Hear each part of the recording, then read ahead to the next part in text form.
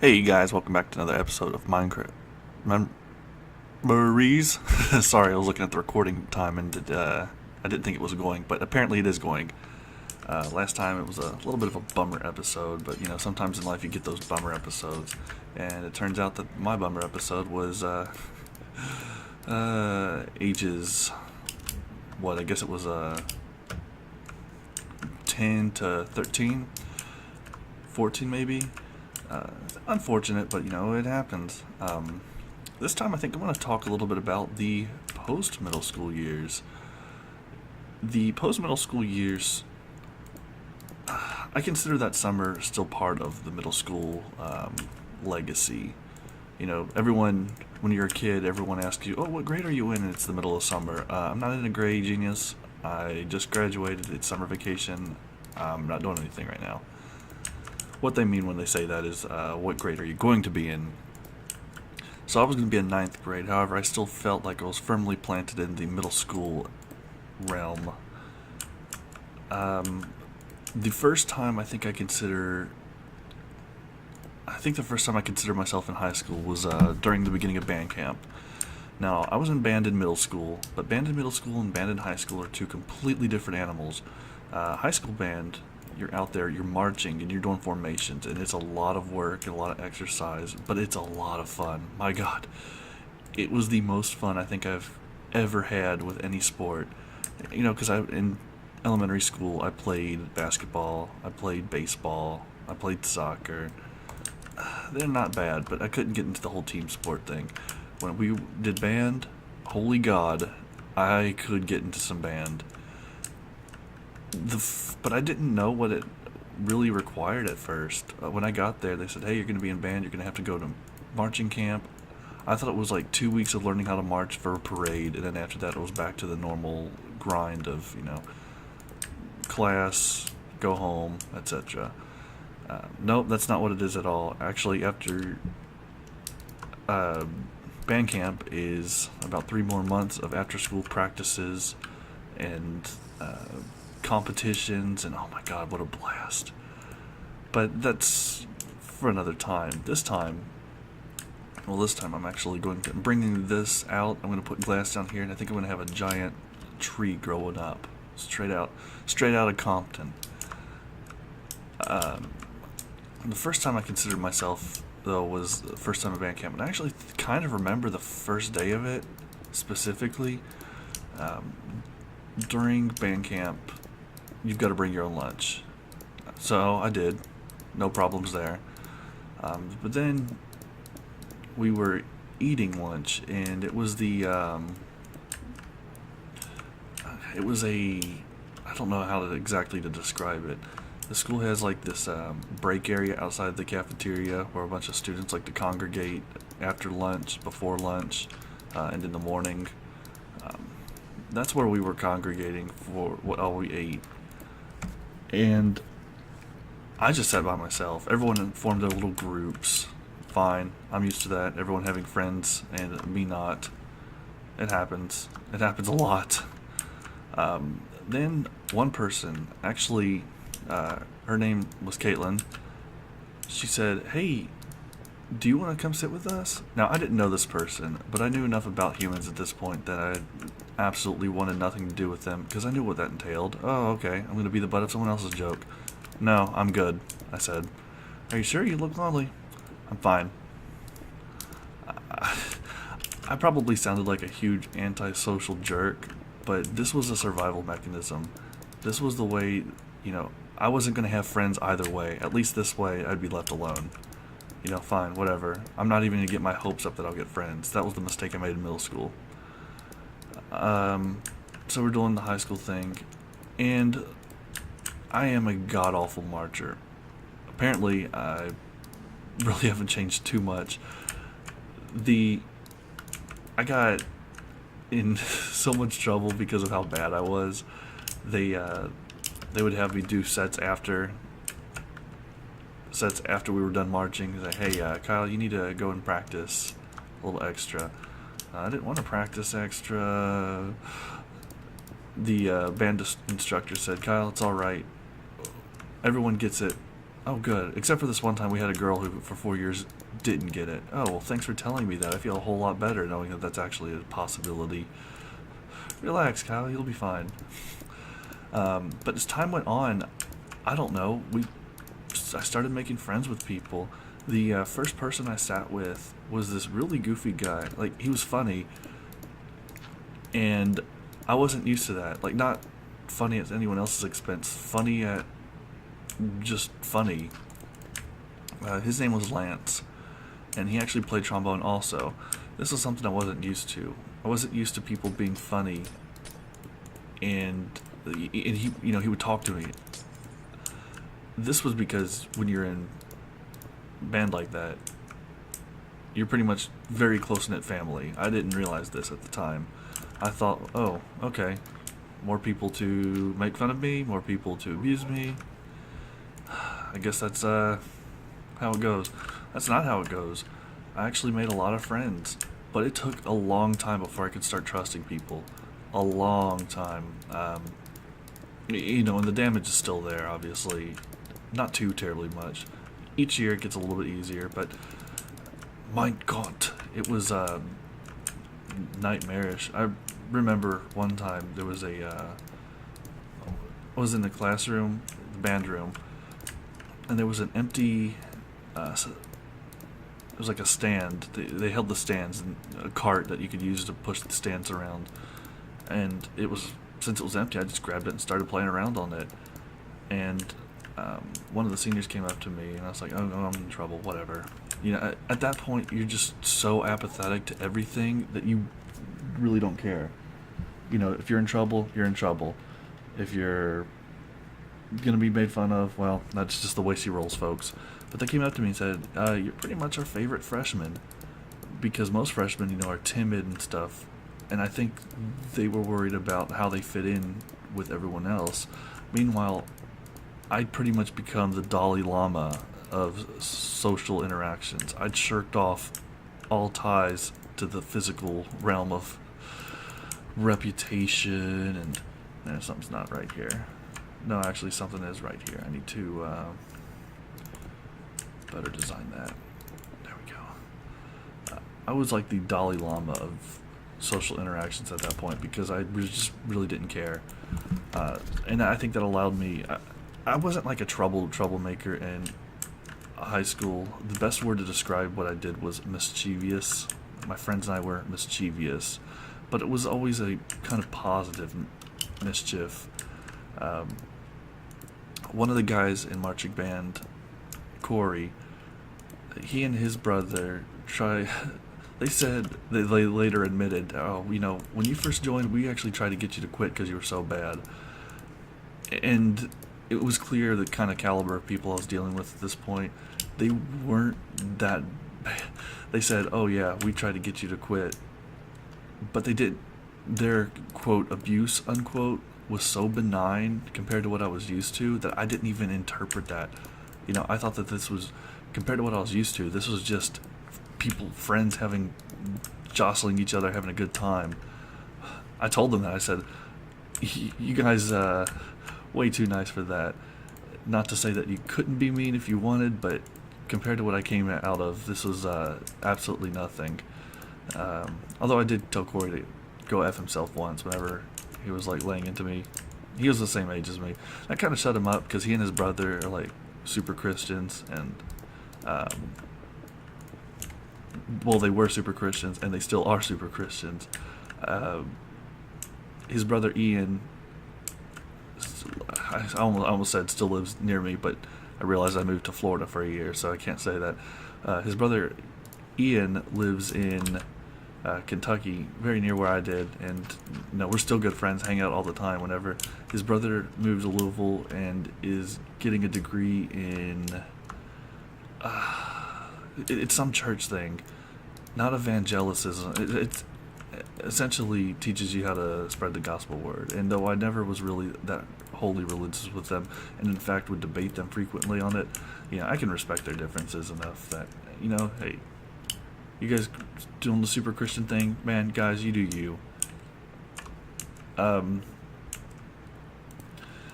Yeah, we're still friends, and in fact, Lance called me about a couple of weeks ago and told me that he and his wife incidentally, Caitlin, she was the one that first tried to get me to sit with them back in the day. They're actually expecting their first kid, and he called me up and he told me. I was like, oh my, he said, Kyle, Caitlin's pregnant. Really? Whose is it? Mine, I hope. But band was exactly what I needed. In about this time, Adam and I were playing. I wasn't very Christian back then because my religion was Diablo 2.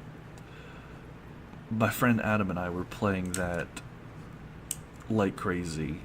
Now, when I say playing that like crazy, that might make you think, oh, well, he got probably good at that game. I was a noob from the time I picked up the controller to the time I put it down. I was such a noob that I actually just said that I used a controller to play Diablo 2. For those of you that don't know, Diablo 2, the currency, the real player-traded currency, are Stones of Jordan. Stones of Jordan are these little rings that you can equip that give you... it's one level. It's like +1 to your character's stat levels, but then there's a bunch of other little minutia thrown in there, and there's perfect Stones of Jordans that have the maximum of all stats, and then there are some that are a little bit less sought after, but pretty much if you have a Stone of Jordan, that's one currency. I think it took me about probably forever to get one. It seriously took years before I got the first one. Meanwhile, my friend is running around there in ethereal armor, which I think allows you to teleport, uses a lot of runes. And looking back on it now, I realized the reason I wasn't ever good at it was because I didn't care to do the grind work that most RPGs like that necessitate.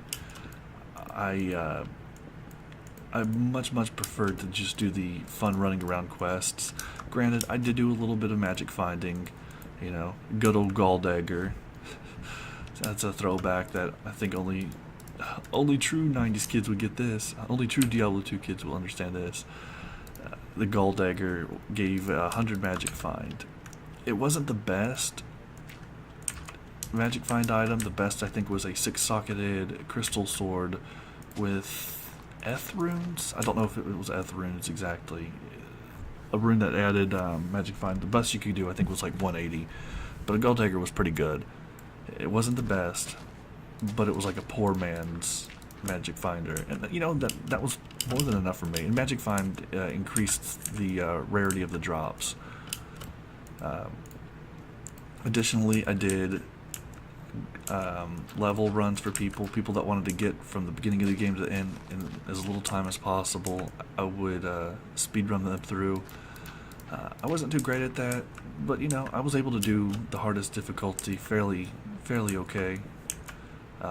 And what they would do then is if like say I rushed them to the end of the game, they would give me their Hellforge drop, and Hellforge drop was a quest in Act 4 where you have to smash a Hellforge, and there we go, got one. And it would drop a bunch of runes, and man, I remember this one time this guy scammed me out of it I got him all the way to Act 4, and then he just bolted from the game, and then he came back. I was like, well, that was annoying. I just spent like 30 minutes to get nothing. But, that's how it goes, so I was like, whatever. And went and was doing some magic finds. And then he comes into my game and has the Galldagger gall to ask me, hey, can you finish running me? No. You took the money and ran. Because, I got him right before the forge and he just bolted. And that's something you always risk doing whenever you're, I kind of dig that. It's kind of like a little pyramid. It's yeah, I like that. Let's go build a tiny little house or something to the side of a cliff, kind of like up there. I want to build more. I love building. I love gold. Maybe we can make some of these caves a little bit more habitable. So this is a, we got water everywhere down here. I don't know. I always want to make these caves habitable. Then I get inside of one and I see the daunting task that requires it, and I'm like, yeah, maybe not. Let's do more like that. Putting little alcoves into the side with no real purpose, but just kind of a nice little decorative. Or, you know what I love to do in these extreme hills is build winding staircases. You can kind of see where I started right here. Then, what did I do here? Yeah. So then what you do is you make like a precarious little bridge going across. But anyway, that's Diablo 2. Actually, the longest I think I've ever played a video game by myself was like 5 hours. And it was New Year's Eve, but it wasn't the night of. It was like, or it was somewhere close to there, or something. There were people coming over that night, and I'm wanting to say it was New Year's Eve. Possibly it was a Heineken birthday. Heineken birthdays started when my dad got one of his brothers some Heineken for his birthday. His brother was turning 23, and he got a 24 pack. So he broke open the pack, and on the way to the house, drank a Heineken. Don't drink and drive, kids. He drank a Heineken, and then he gave it to his brother and said, here you go, a beer for every year, because he turned 23. And ever since then, they've continued that tradition, which it's been kind of a detriment because, not naming any names, but my uncle is horrible at being smart about alcohol and has crashed into 3 vehicles that I'm aware of and have been involved in. Either because my friends are over at the house. And those are stories for another time, but pretty embarrassing. And it's getting to the point where I'm probably just going to start selling raffle tickets to friends who need a new car or need something replaced on it, and I'll have them park in the driveway right behind his vehicle. When I say behind, it's off to the side. A sober driver could easily clear these, but that's not what he is at that point. And so what I'll do is I'll just sell tickets, and then friends will get, free repair job. Why not? I'd rather somebody who needs it get hit and have to repair it, and maybe eventually he'll learn his lesson. He won't, because my dad refuses to actually go and say, hey, be responsible, brother. In fact, every time it happens, Dad gets upset and starts yelling at us because we're pissed off at him, and it's quite clear where we fit into the whole hierarchy of love in his mind, because above all else, it's just the brothers. It's the brothers, and then this family that I created, with my own DNA, and by choosing a spouse whom I love, that comes second. First is the brothers. And it's very sad. I actually, still on my phone, have blackmail from when Dad acted like this little petulant child at this New Year's. And every year I get so pissed off at him because, hey, Dad, all you got to do is tell Phil, don't drink and drive. All you got to do is tell him you're not invited if you come. My sisters this year got involved with it, and it was fun watching Dad try and get upset with them. I just filmed him acting like a total ass, and then he saw me filming, and he's tried to chase me down to get the footage. I'm like, no, and then he got upset that he wasn't able to get the footage. The most childish man when he's wrong. He often puts himself in a position where he isn't wrong. He'll, if you think something should be done one way, he'll tell you to do it the opposite way. Even if next time you're doing it, you do it this opposite way, he'll tell you to do it the way you're first doing it. It's happened multiple times. It's honestly one of the big reasons I don't ever want to have kids is because this nonsense is so embedded in the DNA of the people that bear my last name that I just don't want to have it. The world doesn't need any more pig-headed idiots. I think we've got plenty to choose from right now, thanks. a little bit of a tangent there. But high school was a really fun time for me. Most people hate high school, and if you hate high school, the fun times for you will come afterwards.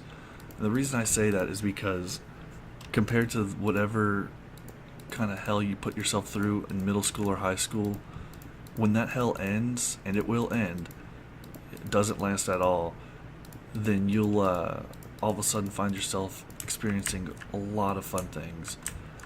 This was a lot of fun. This is when I started making some friends, like some actual school friends who I would care to see outside of my outside of school hours. In fact, one of them is texting me back and forth. He just asked me my YouTube channel. His daughter was interested.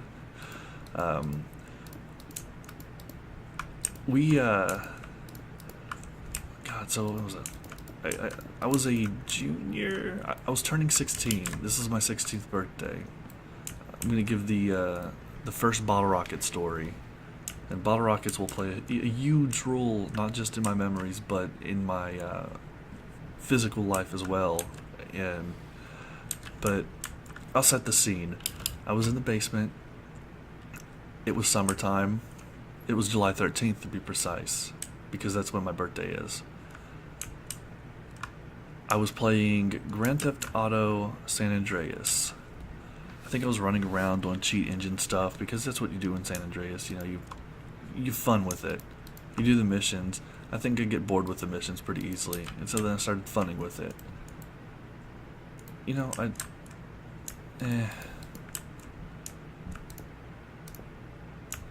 cool. Maybe this can be like a maybe atop of this I can like put I don't know. We'll leave that there for right now. Then it'll be there to figure out. So I'm playing San Andreas. It's my birthday. My parents gave me a Venus flytrap, which I think was dead within a few days, possibly a week or two. When you're taking care of a Venus flytrap, another tangent, when you're taking care of one, you gotta give it filtered water. You can't give it water from the tap, because the water from the tap contains like fluoride and chlorine, and Venus flytraps are so sensitive to water and minerals within it that they'll just die. You have to give them super fresh, diluted, like rainwater or reverse osmosis. But I'm playing it. I've got a Venus flytrap, and then my parents come downstairs. Hey, look who's here! It was, let's see, Lance was there. Becky, Becky actually wound up marrying Ian. Who else? Was Corey there? I don't think Corey was there. I think maybe Jesse was there. I don't remember. And then there was like one other person. I was like, hey guys, I didn't have anything planned, so we went down to the lake. I jumped into the water off the dock because I was much more impulsive at that age. Although, to be fair, I still probably would and have, in fact, jumped off the dock impulsively. But, yeah, I jumped in, got covered in water. I was like, you guys want to walk back? We can play with fireworks. So I started playing with fireworks, and as it does, that turned into a war once you realize that getting hit by them doesn't actually hurt too bad. And I think that was our first big mistake, or my big mistake, because in doing so, I set the stage for what wound up being the incident that blinded me. Oops. But I didn't know that at the time, nor how I couldn't have. Common sense would dictate that I would have, but common sense was not strong with me. But we played with bottle rockets. It was a really fun party. And that started the bottle rocket party. It started the bottle rocket fight parties that I would often have. And I see that this episode's kind of getting long, so I'm going to end it here. But thanks for watching, and I'll see you guys next time, next time I'll talk about the bottle rocket era. So thanks for watching. Bye!